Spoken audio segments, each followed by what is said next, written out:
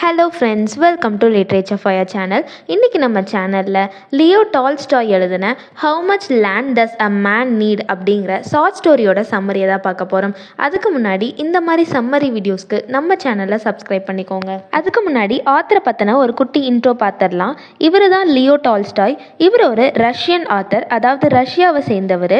அது மட்டும் இல்லாமல் இவரை greatest authors of all the time அப்படிங்கிற பேரோட சொல்லப்படுறாரு. இவரோட இந்த ஷார்ட் ஸ்டோரி எதை பற்றி அப்படின்னா, ஒரு கிரீடினஸ் ஒரு மேனை எப்படி டெத்துக்கு கொண்டு போய் விடுது அப்படிங்கிறத பற்றி தான். ஸோ நம்ம இப்போ ஸ்டோரி என்னன்னு தெளிவாக பார்த்துடலாம். இப்போ இந்த ஸ்டோரியோட ப்ரொட்டகோனிஸ்ட், அதாவது மெயின் கேரக்டர் யாருன்னா பஹும் அப்படிங்கிற ஒரு மேன் தான். இவர் ரொம்ப ஒரு புவர் மேன், ரொம்ப ஏழ்மையான ஒருத்தர். இவர் ஒரு பெசன்ட், அதாவது நிலத்தில் வேலை செய்கிற ஒருத்தர். ஆனால் இவர்கிட்ட எந்த நிலமும் இல்லை, அதாவது இவர் ஒரு புவர் லேண்ட்லெஸ் பெசன்ட். இவர் ரொம்பவே ஹார்ட் ஒர்க் பண்ணி இவரோட சின்ன லைஃப்பில் ரொம்ப ஹாப்பியாக இருப்பார். ஒரு நாள் பஹும் என்ன நினைக்கிறான் அப்படின்னா, இவன்கிட்ட ஒரு பீஸ் ஆஃப் லேண்ட் இருந்துச்சுன்னா இவன் டெவிலை பார்த்து கூட பயப்பட தேவையில்லை அப்படின்னு சொல்லி நினைக்கிறான். இவன் இப்படி நினைக்கிறத உண்மையாலுமே டெவில் கேட்டுருச்சு. கேட்டுட்டு ஒரு லெசன் இவனுக்கு டீச் பண்ணியே ஆகணும்னு சொல்லி நினைக்கிது. இப்போ பஹும் என்ன பண்ணுறான் அப்படின்னா, 40 ஏக்கர்ஸ் ஆஃப் லேண்ட் இவன் வில்லேஜில் இருக்கிற ஒரு லேடி கிட்ட இருந்து வாங்குறான். எப்படி வாங்குறான் அப்படின்னா, மற்றவங்க கிட்ட இருந்து மணி கடன் வாங்கி வாங்குறான். இந்த நிலத்துல இவனுக்கு நல்லாவே விளைச்சல் இருந்தது. அதனால அவன் வாங்கின கடன் எல்லாமே ஒரு வருஷத்துலேயே இவனால கட்டி முடிக்க முடிஞ்சிருச்சு. ஆனால் இவனோட நெய்பர்ஸ் இவனை பார்த்து நிறைய பொறாமப்படுறாங்க அப்படின்னு சொல்லி அது இவனுக்கு ரொம்ப ட்ரபிளை கொடுத்தது.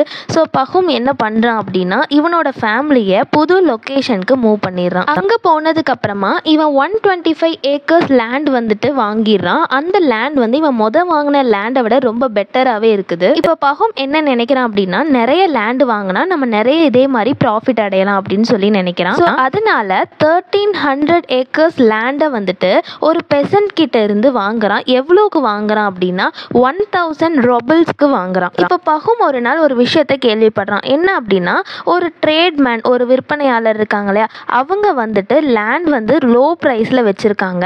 அது யாரோட லேண்ட்னா பஷ்கிஸோட லேண்ட் அப்படின்னு சொல்லி கேள்விப்படுறான். ஸோ அதனால அந்த இடத்துக்கு அவன் போய் அங்கே இருக்க அந்த பஷ்கிஸோட சீஃபை மீட் பண்ணுறான். இப்போ இந்த சீஃப் இவரை வெல்கம் பண்ணுறதுக்காக நிறைய ப்ரெசன்ஸ் இதெல்லாம் கொடுக்குறாங்க.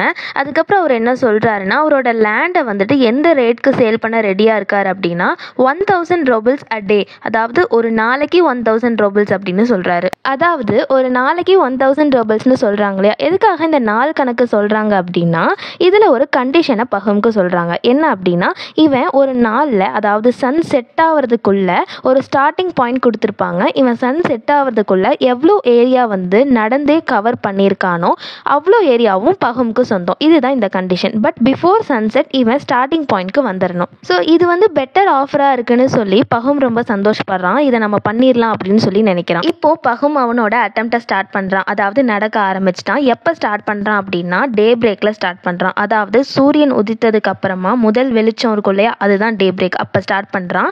நூன்குள்ளே, அதாவது மத்தியானம் 12க்குள்ளே ஒரு லார்ஜ் ஏரியாவை அவன் கவர் பண்ணிட்டான். அதே மாதிரி கஷ்டப்பட்டு நடந்துக்கிட்டே இருக்கான். எப்படியாவது பெரிய ஏரியாவை நம்ம கவர் பண்ணிடணும், திரும்ப ஸ்டார்டிங் பாயிண்ட்க்கு போயிடணும், அப்போ எல்லா நிலமும் நமக்கே சொந்தமாயிரும் அப்படின்னு சொல்லி அவனுக்கு அந்த நிலத்தோட கிரீடினஸ் அதிகமாயிட்டே இருக்கு. இப்போ ஈவினிங் ஆயிருச்சு. ஈவினிங் டைம் பக்கத்துல வரும்போது அவன் பார்க்கறான், அவன் ஸ்டார்டிங் பாயிண்ட்ல இருந்து ரொம்ப ஃபாராவேல இருக்கான், ரொம்ப தூரத்துல இருக்கான். அதுக்குள்ள ஸ்டார்டிங் பாயிண்ட்டை ரீச் பண்ண முடியுமான்னு அவனுக்கு தெரியல. ஸ்டார்டிங் பாயிண்ட்டை எப்படியாச்சும் ரீச் பண்ணணுங்கிற வெறியில அவன் பயங்கரமா ஓட ஆரம்பிக்கிறான். அண்ட் ஃபைனலா ஸ்டார்டிங் பாயிண்ட்டை அவன் ரீச் பண்ணிட்டான் சொன்ன மாதிரி. ஆனா ரீச் ஆனதுக்கு அப்புறம் அவன் பயங்கர டயர்டா இருக்கான். காலையில இருந்து நடக்கிறான் இல்லையா. இப்போ என்ன ஆகுது அப்படின்னா, அப்படியே மயங்கி விழுந்து இறந்துடுறான். இப்போ பஹுமோட பாடியை என்ன பண்ணுறாங்கன்னா, 6 அடிக்கு ஒரு குழியை தோண்டி அந்த குழியில் பஹுமோட பாடியை பரி பண்ணிடுறாங்க. இப்போ இந்த ஸ்டோரியோட மாரல் உங்களுக்கே தெரிஞ்சிருக்கும். ஒரு மனுஷனுக்கு 6 அடி லேண்ட் இருந்தால் போதுமானது அப்படின்னு சொல்கிறாங்க. 6 feet from his head to his heels was all he needed. அதாவது நம்ம ஆத்தர் லியோ டால்ஸ்டாய் சொன்ன கோட் இது. என்னன்னா, 6 அடி, இவன் தலையிலிருந்து இவன் பாதம் வரைக்கும் 6 அடி இருந்தாலே போதும் ஒரு மனுஷனுக்கு. அதுதான் ஒரு மனுஷனுக்கு போதுமான நிலம் கடைசியில் அப்படின்னு சொல்கிறாரு. இந்த ஸ்டோரியோட மாரல் என்ன அப்படின்னா, கிரீடினஸ்க்கு ஒரு லிமிட்டே கிடையாது. அதாவது ஒரு மனுஷனோட பேராசைக்கு லிமிட்டே கிடையாது. அது ஒரு பாய்சனாக சேஞ்ச் ஆகிரும். சேஞ்ச் ஆகி ஒரு மேனோட நேச்சர் அண்ட் அட்லாஸ்ட் அவனையுமே சேர்த்து கொன்றும் அப்படின்னு சொல்கிறாங்க. பஹும்க்கு நடந்தது தான் இந்த ஸ்டோரியோட மாரல்.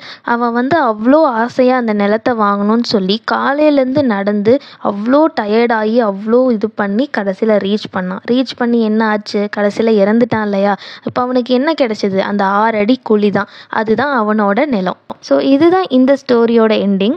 உங்களுக்கு இந்த ஸ்டோரியோட எஸ்ஏ மெட்டீரியல் வேணும் அப்படின்னா அவைலபிளாக இருக்குது. ஸ்க்ரீனில் தெரிகிற மெயிலுக்கு நீங்கள் காண்டாக்ட் பண்ணிங்க அப்படின்னா ப்ரைஸ் டீட்டெயில்ஸ் எல்லாமே நாங்கள் இன்ஃபார்ம் பண்ணுவோம். நீங்கள் பே பண்ணிவிட்டு வாங்கிக்கலாம். So that was the end of the short story, how much land does a man NEET.